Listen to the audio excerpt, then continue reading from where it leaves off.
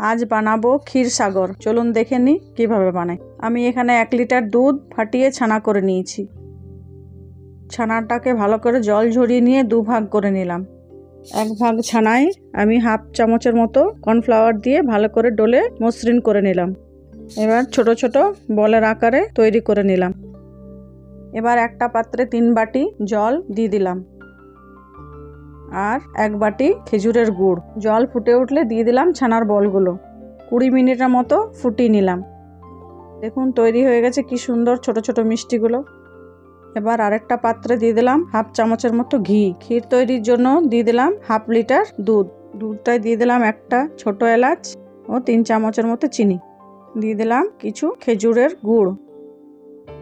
দুধ ফুটে উঠলে দিয়ে দিলাম ডলে রাখা ছানাটা। এবার ক্ষীরটা আমি ঘন করে নিয়েছি। দেখুন তৈরি হয়ে গেছে ক্ষীর। ডেকোরেট করার জন্য আমি এখানে নিয়ে নিয়েছি 6টা মাটির বাটি। সব বাটিগুলোই দিয়ে দিলাম আগের থেকে তৈরি করা মিষ্টিগুলো। এবার দিয়ে দিলাম উপর থেকে ক্ষীর। তৈরি হয়ে গেছে কত সুন্দর ক্ষীর সাগর। ঠান্ডা হলে পরিবেশন করুন।